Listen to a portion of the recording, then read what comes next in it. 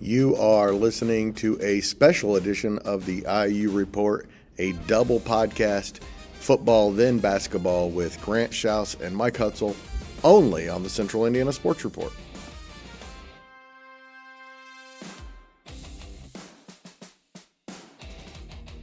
Welcome back, IU fans, to the IU Report here on the Central Indiana Sports Report. Grant Shouse with Mike Hutsell.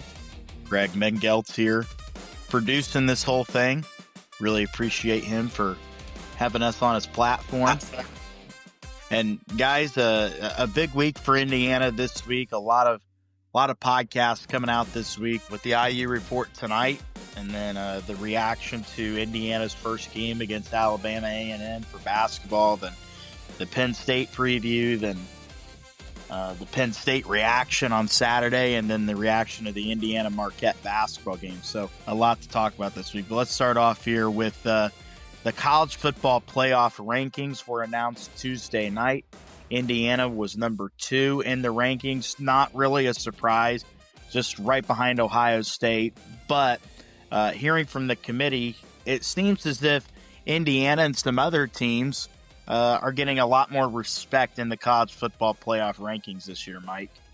Yeah, absolutely. I was very surprised and almost cautiously optimistic. I texted you when they were going up the list. When I saw Iowa in the top 20, that bodes well for the Big Ten, I think, because even on top of that, you had Washington, and then you have Oregon, who's a top 10 team. So Indiana's resume is getting a boost by the way some of these other teams are being ranked right now. I think you could have went any of the 3 teams. You could have made a case for Ohio State, Indiana, and A&M in some form to be number 1. I've seen a lot of people say Indiana's number 1, but I wasn't stunned at all when I saw Ohio State's name, Indiana pop up second, and Ohio State come up 1. Ohio State, that's a machine. It's something everybody in college football is going to have to overcome at some point if they want to keep them from repeating. So, but it was an interesting ranking. I think it was good news for the Big Ten. I do think the conference is probably going to try to get 4 teams into this 12-team playoff, and they have a shot now with the way the rankings are stacking up. And the thing is, with Ohio State being number 1, Ohio State's going to be number 1 in every poll until someone beats them, if someone beats them. I think they're that good that they could go undefeated and repeat as national champions. But the thing is with Indiana, I think, is right there with them. And you know how we like to do the comparing, or at least I like to do the comparing of the stats. I was going to come on here and kind of do the comparing of the stats from the Maryland game from last Saturday, which at this point nobody cares about. That game seems like it was a long time ago, actually. But with Indiana, Ohio State, I thought after their games on Sunday, I thought I'd go through and compare. Indiana leads almost every statistical category over Ohio State this year. In almost everything. They scored more points. They scored more points off of turnovers. They've gotten more first downs. And passing and rushing, they've had more rushing yards. They've had more total yards of offense than Ohio State. Actually, in fact, they have over 1,500 more yards of total offense through, 9 weeks of college football. They're averaging more yards of play. They're averaging more yards per game. They're controlling almost everything up until about 4th down conversions, which it seems like we talk about it. Every team has kind of outgained Indiana on 4th down conversions this year. Ohio State does have that advantage. They're 7 for 10 on 4th down this year. Other than that, Indiana leads every statistical category except Ohio State's just a tad bit better overall of a passing team. They're 183 for 228 and 3 interceptions this year. They're averaging 284 passing yards per game compared to Indiana's 259. And they have Indiana beat in this aspect in that Indiana's allowed 97 points from their opponents, but Ohio State's only allowed 55, which is very impressive. Other than that, Indiana leads every statistical category over the Buckeyes. Is that something that surprises you guys? To some degree, yes. Especially the thing about Ohio State that you always have to look at is they've got so many pros on that team. Sure. Their wide receivers are Carnell Tate's a top 5 wide receiver pick in this year's draft. Jeremiah Smith's a first-round wide receiver in next year's draft. Julian Sayin, at the rate he is progressing, will be a top 5 pick in the draft after that. They're that good. They just have pros everywhere. And Indiana, its scheme, its experience, it's guys who have been in this system for such a long time. And Indiana, but the scary thing about Indiana, though, is they've lost a whole game's worth of Big Ten games with their first-string offense because they haven't played the fourth quarters. There's 4 games where you can say, okay, Indiana didn't play in the fourth quarter of that. So statistically, Indiana could be even further ahead in some areas than what you see out of Ohio State. But both teams have just been a wrecking ball this year. Ohio State had their tough test against Texas in week 1 and overcame that defense. Indiana had their slugfest with Iowa a little further into the season. But other than that, their offenses have coasted and their defenses have damn near dominated. So I figured the stats would be close. It's a little surprising to me to hear Indiana's ahead in so many categories because of the talent level of Ohio State and the explosiveness on the players. I mean, for God's sake, they have a guy named Bo Jackson on their team. That's pretty wild in and of itself. I mean, just he should be out there playing Tecmo Bowl. But these are just 2 of the best teams in the country, so nothing you could really tell me about either one of them being statistically dominant, even in head-to-head, would really surprise me to a great deal. Again, hopefully these 2 teams get a shot at each other later on down the line. We've seen what Indiana did to Oregon on the road. Oregon is still a great football team. They're a great team. And honestly, I think the game of the week in college football this coming week is Oregon at Iowa. That's the game to watch. That's the game I really want to see and be tuned in with because I think that's a really good game. Indiana's got a great shot at, again, still proving itself because if Iowa gets beat by Oregon, they're probably eliminated from the playoff. They're probably not getting into the playoff. That would be 3 losses for them, so I agree with you there. And 2 of them being at home, which is a tough place to play. Oregon is going to have his work cut out for him because we know the athletes Indiana has. Indiana's got athletes on its roster, and Iowa absolutely not dominated. We all watched the Iowa-Indiana game. They controlled that game for a long time. It was a field position battle. And Indiana got lucky. Let's face it, Indiana got lucky. Iowa missed a field goal. They had a missed assignment on a slant route that gave up the game-winning touchdown. Their quarterback got hurt. Iowa should have won the game, had everything going in its way to win that game. And Indiana just kind of got lucky at the end there. So if Iowa plays the way they did against Indiana, against Oregon, I like their chances. But this is really a playoff elimination game because I think if Oregon gets beat, they have 2 losses. Now it becomes a thing. Well, do we really want to put Oregon in after they've lost 2 Big Ten games? It's just so much implications on the line Saturday there at Kinnick Stadium, which is really, I think, a lot of Indiana fans are going to be looking towards. And I'm very interested in when I saw that Big Noon is going to be at that game, but it's the CBS 3:30 game. It's Weird. almost like they didn't want.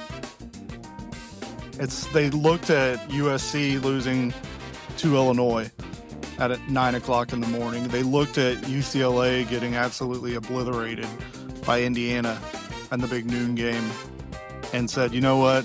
We can't afford to send our West Coast power to a 10 a.m. game in the Central Time Zone or whatever it would be, the time difference, and say, okay, maybe we'll play it up like a big game, but we'll still have it on our CBS broadcast. Because I think for the playoff purposes and the revenue of the conference, they'll never publicly say it, but I think that the Big Ten is probably desirous of seeing Oregon win this game, because if Oregon only finishes with one loss in the regular season, they're probably going to be a 5-6 seed in the playoff.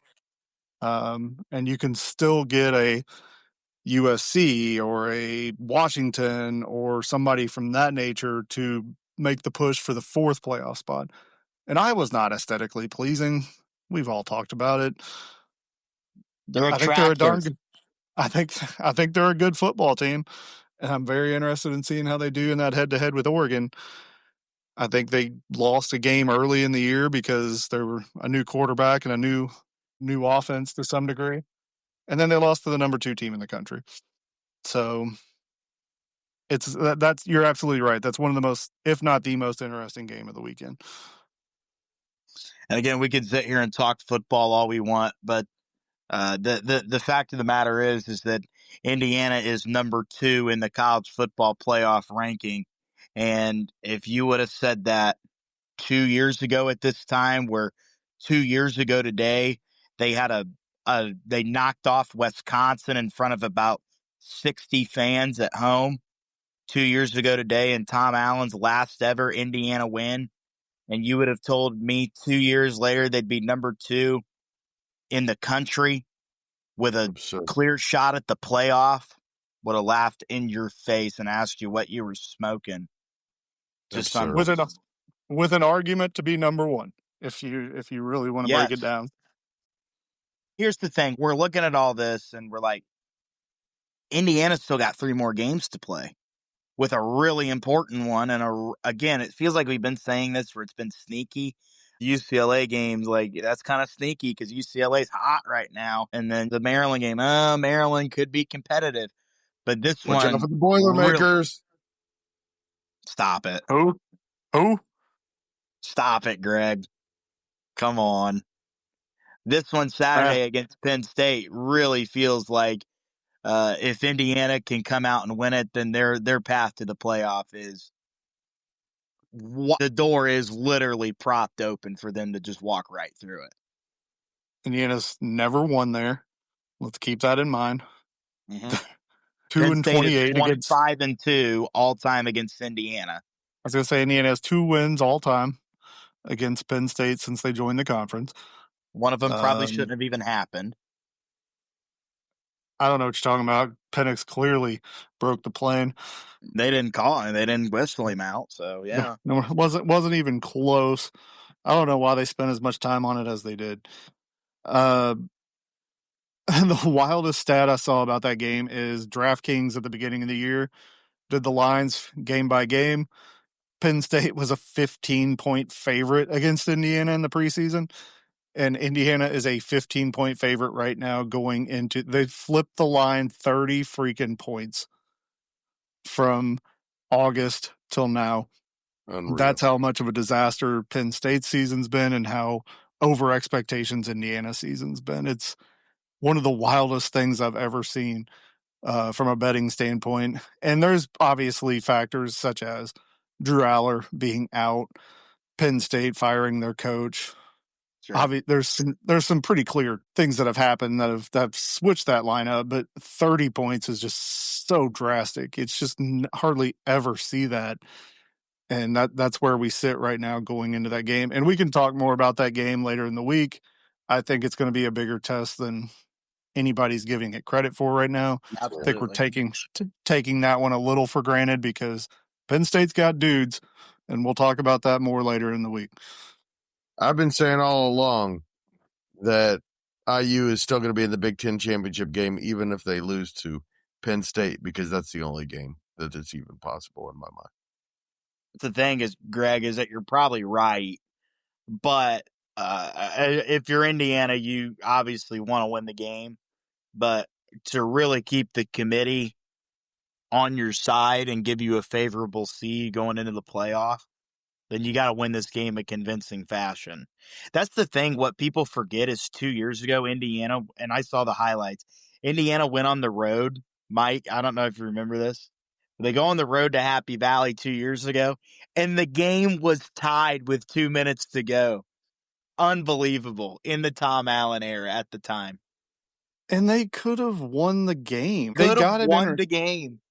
This isn't a let's rewatch the game and relive our pain type situation, but I remember they had a pick, got the ball in the red zone, and then just Walt Belled the damn drive. They run a stupid draw on first down. The quarterback doesn't do anything on second down. Then you're in 3rd and long, and you can't convert. And all of a sudden, you're kicking a field goal to tie it rather than playing for a chance to win the damn game. So again, I'm not sitting here talking about Tom Allen era Indiana football. It's stupid. We've got the number 2 team in the country right now. But the importance of this game is if you win it, you're probably hosting. Actually, you're probably not even playing on the first week of the college football playoff season. If you lose this, you could be in a 6-11 matchup against Notre Dame or Louisville or somebody like that, or Oklahoma. A very dangerous situation to put yourself in, and it could be because you didn't beat Penn State. And that's why I think this is a huge, obviously for the rest of the season, for the postseason, this is a huge one that we need to discuss. They gotta have it further down the line. They gotta have it. There's no question.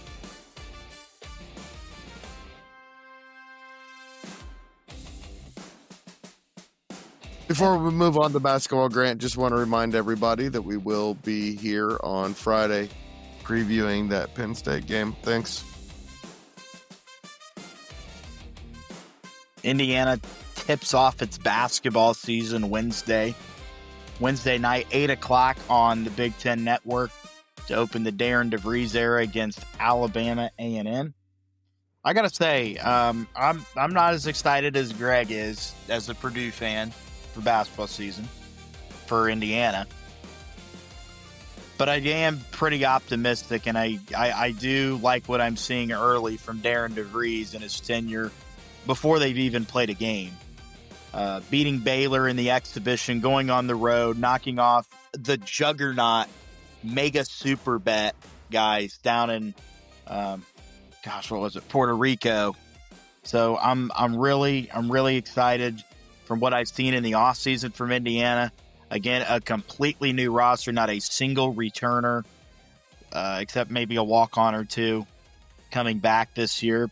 I'm excited for Wednesday night against Alabama A&M, and excited to tip off the new era of Indiana basketball, Mike. First of all, Shohei Ohtani, huge mega super bet fan. Loves them. Favorite team. Yes, he is. Just cannot go anywhere without talking about mega super bet. Anyway, back to the Indiana basketball. I played dumb all off season. I've said, oh yeah, freaking basketball. We got to talk about it. But here we are. It's November. Season tips off tomorrow, and I've talked myself into being excited again about Indiana basketball. I'm prepared to have my heart broken this winter again by my favorite college basketball team. We haven't had a season like this since 2008, 2009, and we knew those teams were going to suck. When Tom Crean first took over, he was running Kyle Tabor and Brett Finkelmeyer and a couple baseball players and a manager out there on the court. We knew they were going to suck. We don't know that about this team, but we don't know anything else about it other than it's probably not going to suck, but we don't know how good it's going to be. And there's so much unknown going into this year, but we don't really know for sure. We've seen glimpses of how they're going to play. This freewheeling, three-point shooting, modern basketball that everybody loves to talk about. We haven't seen this style of play in Bloomington since Tom Crean was there. We've seen an embrace of actual skill from a shooting standpoint. we're not just going to dump the ball into a 736-pound center like Omar Ballo last year and just trudge up and down the court for 40 minutes. It's going to be actually fun, I think, to watch again. The results, we don't know what the results are going to be. Nobody in the Big Ten plays the way Indiana's going to play. Is it going to translate? Are they going to be able to go into East Lansing and play a slugfest against Tom Izzo, who is going to just want to gum it up and arm wrestle you out on the perimeter for 40 minutes? Or are you going to be able to go in there and drive by and guard people and hit a high enough percentage from the outside to actually overcome the lack of maybe talent that you're going to face on a nightly basis? Because they're going to go into games where they're not as talented as the other team. That's the reality of this squad. So it happened But against Baylor. But you know what? I think they're going to play hard. I think they're going to be fun to watch. And they're going to frustrate us. They're going to have nights where they probably shoot 6 of 37 from 3-point range. And we're just like, what the hell are you doing? Please stop shooting. Go down low. But they don't have anybody to go down low to. So it's feast or famine. But I think it's going to be a heck of a lot of fun. Grant, what about you? I think this has the potential to have a roster to go to the NCAA tournament. Again, they probably will frustrate us some nights, but I don't think it'll be as frustrating as the past 2 years with Mike Woodson. No, absolutely not. And I think these guys are they're going to play with a chip on their shoulder because so many of them were not recruited to play at this level. I think it's going to actually mean something to them to come play at Indiana. They're not here for a paycheck. I think there was a little bit of that for the last couple of years that you saw.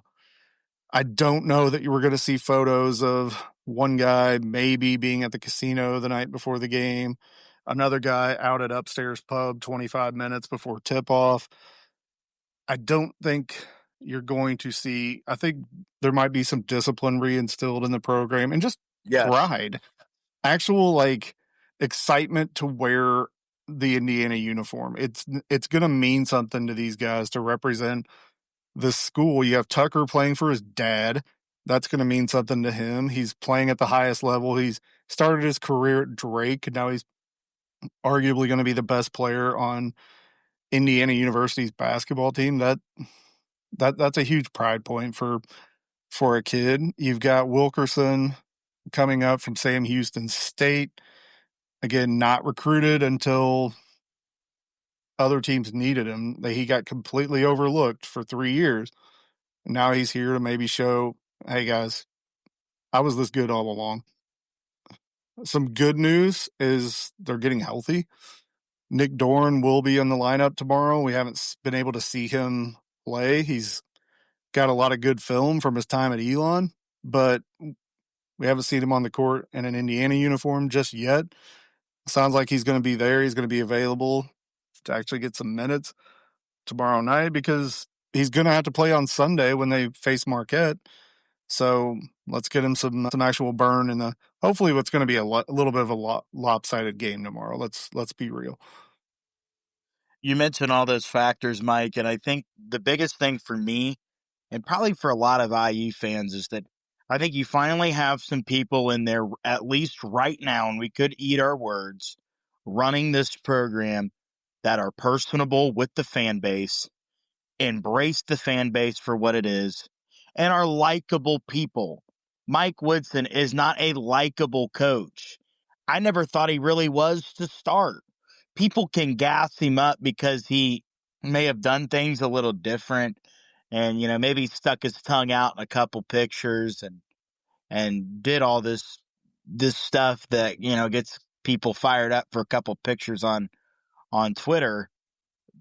But with Darren DeVries, I mean, when you're getting reports that he went through the entire restaurant there at his radio show, that Hoosier Hangs, where Signetti does his radio show, he goes through the entire thing and shakes everybody's hand, greets everybody, takes pictures with people. Those are the kind of people Indiana want in there. Those are the kind of people that, again, personable with the fan base, embrace the fan base for what it is. Because that's really what I think it's a big factor of what it, comes down to, is that the fan base really can make or break your tenure at Indiana. It's always been like that. It's the expectation that was set by a guy named Bob Knight back in the 70s when he made Indiana basketball what it was. Basketball in this state, especially at Indiana University, wouldn't be what it is now without guys like Bob Knight and those teams, those national championship teams and the Final Four caliber teams they had every season. So Darren DeVries definitely fits, I think, that model with the people, which is very important. I think Tom Crean certainly fit that model with the people. The demise of Tom Crean was that I think there were a lot of things that happened behind closed doors that you didn't see, and a lot of things that happened behind the scenes. He's kind of a butthole behind the scenes. He was very anal. And he could not, for the life of him, figure out a 2-3 zone from Syracuse, and it, hurt his chances of going to a Final Four. So there were a lot of factors there. Archie was who he was. The fact that he couldn't even see over the steering wheel before he almost hit me in the parking lot that time. And Mike Woodson just being as arrogant as the entire state of Indiana, not a good recipe for success. So Darren DeVries doesn't seem like that right now. He seems very normal from what I hear and from what I've seen. And I'm looking forward to him being our head basketball coach. I think it's good, Grant, like you talked about with this new regime and making outreach. I get the sense that Darren DeVries and Scott Dolson to some degree, they understand that Indiana isn't going to get by on just being Indiana right now. They've sucked for 8 years. Let's be real. They've done everything they can do to alienate the fan base. They've done everything they can do to lose its fingerprint on the state of Indiana. And I hate to say it because of where I live, and you guys could probably speak to a little bit more of it from where you live, but once you get to Carmel Westfield, you're in Purdue country at this point. And it was never like that before. When I was in college, Purdue started in maybe Lebanon or Frankfurt. You had the region, but from South Bend through Fort Wayne, it wasn't Purdue country. Kids in north of Indianapolis now, they don't know that Indiana was ever good. But they've seen Zach Edey play in the national championship game in the last 2 years. They want to go to the Matt Painter basketball camp. They want to see Trey Kaufman-Renn. And once you come down I-65 and you hit Highway 50, I'll say, in Seymour, you get south of there, it's Louisville country. It's Big Blue country, man. It's not Indiana fans anymore. You're kidding yourself if you think there's just a multitude of Indiana fans south of Austin, Indiana. There's a lot of blue flags flying. I believe it. One of the worst things about living down there. It's true, though. And what argument do you have for somebody to be like, oh, yeah, Indiana's better than Louisville? What the hell are you doing? You had the 2 years of the Kenny Payne era where they sucked. But guess what? They've played in national championship games. They've played in Final Fours. Even the ones that don't count, they played in others. And Kentucky hasn't had Calipari had his hiccups, but he was still recruiting at the highest level anybody's ever recruited in college basketball and won a national championship in the last, decade and a half. How many Final Fours did he make? So Indiana has done everything it can do to lose its grip on the fans. It's regionalized itself. It's not a national brand anymore. It's got to unfortunately grab that. And they've done things to make outreach. Look at the attendance. And again, stupid Indiana and letting this third party run the freaking exhibition. Because if you'd played that in Bloomington, you probably would have had an actual draw of fans there. But look at how many people were at the stinking Baylor game. It was like none. one of the most sparsely attended events and Gainbridge Fieldhouse in the last year, I've heard. I mean, Disney on Ice might have outdrawn it. I don't know, but the girls' they've basketball lost. state I mean, finals outdrew it. and that's just that's absurd. You don't understand, Grant. You're younger, and we give you a hard time about it, Grant.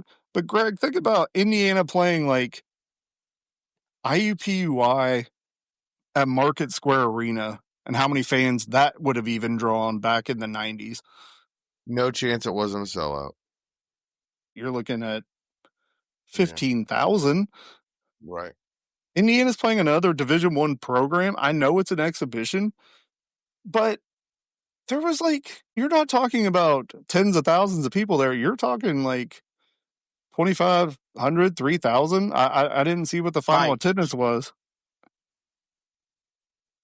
Real quick, Mike, just to go on your point here, you're completely right about the sellout. I know I'm a young dude, but I've read books, I've seen the videos, and here's what it can tell you.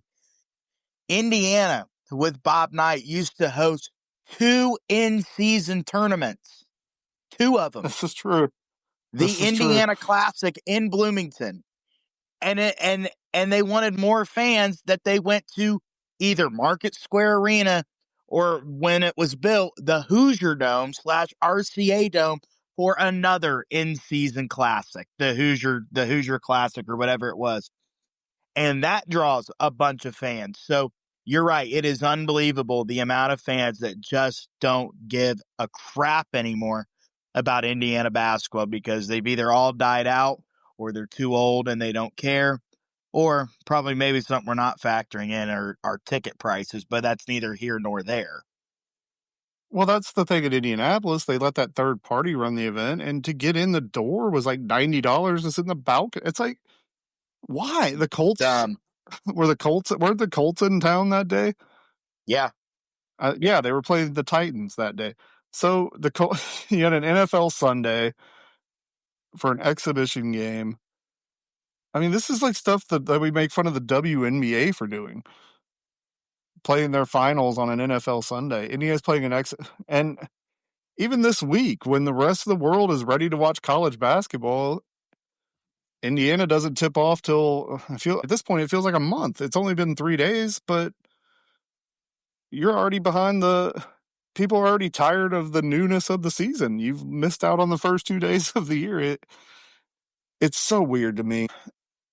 They did a good job this offseason. They did the fan events. They're trying to at least win back the student population right now, but they've got a ways to go to recreate what Indiana basketball used to mean in the state. They could take, I remember when Alan Henderson graduated, he went down and they played some sort of like barnstorming event at Meyer Gym in Scottsburg. Meyer Gym, first of all, Grant, if you haven't been there, one of the coolest gyms you're ever going to see in the state. You couldn't get in the door because people were there to see Alan Henderson play one more time. I was in middle school, I think, when this event's going on, and I'm begging my parents or my sisters or somebody to take me, and they're like, we're not going to get into that thing. Well, guess what? We tried to get in. We couldn't.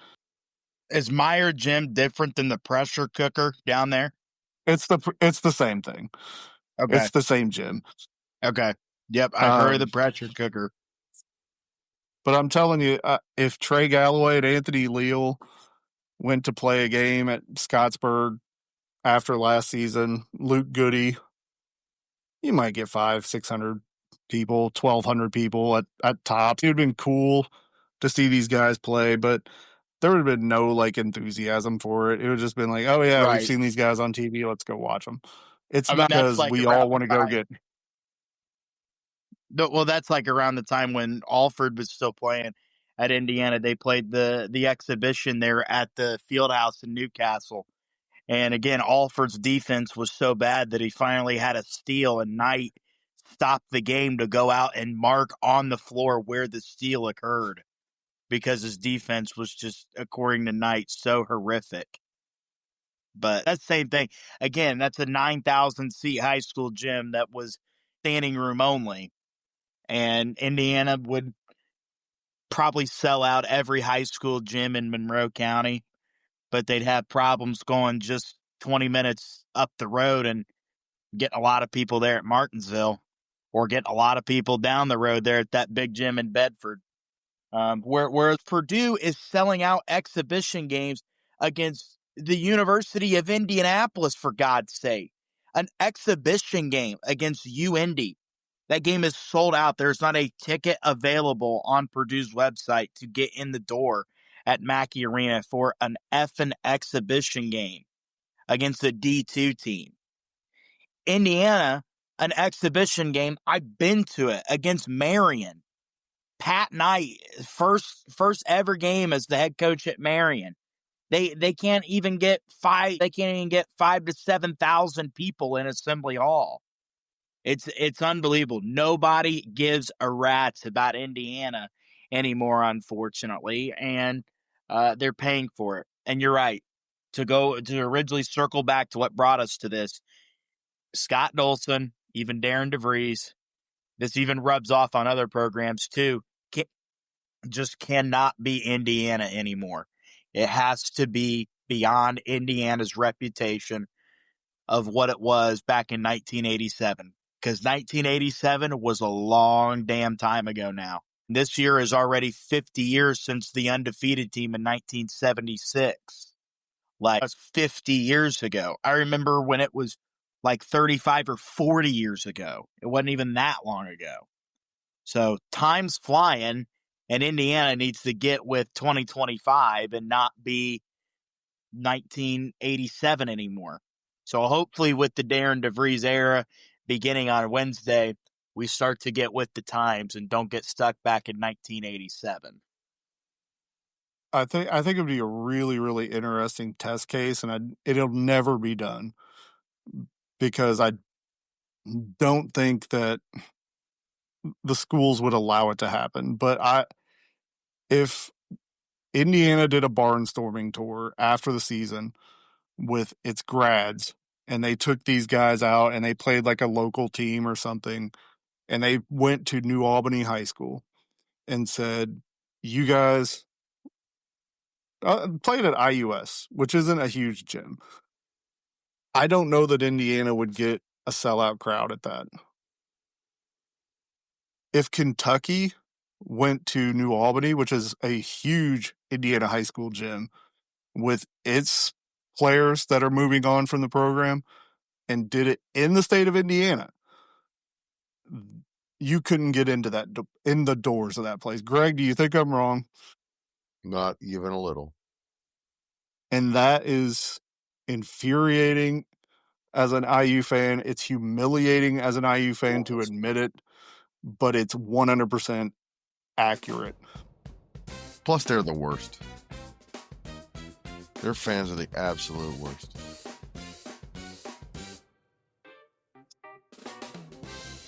Grant, if we're not going to go game by game here, but best case scenario, if you look at Indiana's schedule, and maybe worst case scenario, I think their best case scenario for the year is a 22-win season. How high do you think that is the ceiling for this team? Oh, I think you hit the nail on the head right there. It's no question got to be 22 wins. 22-12, you get into the NCAA tournament as an 8 or 9 seed. Maybe you're playing in Dayton. Just to be in the tournament after the last few years, maybe win a game, is best case scenario. Dream scenario for Indiana in its first year with a new head coach: make the second weekend of the NCAA tournament. Play in the Sweet 16. Put yourself in a position get your relevance back. That's how you get your relevance back. That's the only way to do it. Make a tournament run.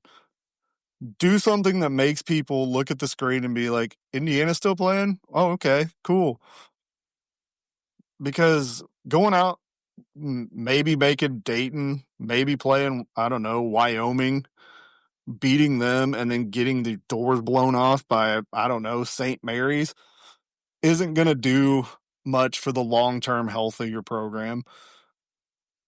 Having a good season, drawing a 4 seed, winning your first game and then absolutely getting obliterated by somebody like, I don't know, Miami, doesn't really do a lot for the long-term health of your program. You're right. Just go on a damn run. Yeah. Win some games you're not supposed to win. Get the fan base excited. Play an exciting brand. And the most important thing, and this is something that I don't, and please, I can't believe I'm going to say this on something that's being recorded. Matt Painter has established a hell of a culture up there. Purdue's a culture program. You go there, you play your ass off, you defend, you stick around, you don't play for ego, and you get rewarded for it. Indiana and that's needs why they will win the lot of national that. championship this year. Come on, we're not crazy here. We're not going to ignore historical evidence to that. I understand, to that degree, but I've never picked a national champion correctly. Okay, yeah, you're good. It's like me and a Derby winner. I love Indiana basketball. It's the team and the program that I have followed the longest period of my life, and I'm an old fat guy at this point. But when you lose me, when watching a game feels like a job to some degree, and that's how I felt for most of the Archie era and a lot of the Mike Woodson era. When you start to lose guys like me, what hope do you have for? I'm just going to throw out Avery Hutsell, a 14-year-old kid who has done nothing but watch Duke, Houston, Purdue, all these teams win. He saw Purdue lose to that first round game a few years ago too. So this isn't going to be a Purdue love fest. I've already said my one nice thing about Purdue. Okay, so that 16 seed. Oh yeah, that's right. No one remembers not the 15 seed they lost to or the 14 seed they lost to. We're not talking about those games. He saw him lose to the 16 seed. I was on a date that night, by the way. When Purdue lost, I almost felt like I think I'm going to marry this girl one day. Did you? I 100% did not.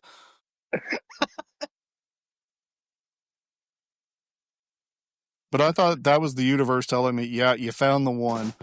You went on a date with her, and Purdue lost a 116 game. Where'd you go? We went to a really, really nice restaurant called Grandma Grassa down here in Louisville. So there you go. Hey man, nice. when I want to take Susie out on a date, the first thing I do is ask Hutsell where's the best place to go. Really? You talk about undefeated seasons in '76. I've never lost a food recommendation. Anybody who ever asked me for a restaurant rec, if I give it to them, they will text me back and be like, "You fucking nailed it, man. Great work." Thanks so much to Grant and Mike for doing the double IU report this week. Really appreciate their time. And thank you so much for listening. As Grant mentioned early in the podcast, we will be back on Wednesday night with a reaction to the Indiana Alabama A&M game. On Friday, we will preview the IU Penn State football game. On Saturday, we will react to the IU Penn State football game. And then on Sunday, we will react to the IU Marquette basketball game, which Hutsell will be at. And so it might be a little later than normal because he's going as a fan, not as a reporter. But we will be back Wednesday, Thursday, Friday, Saturday, and Sunday. Central Indiana Sports Report is a product of ITG Media, and I love Susie.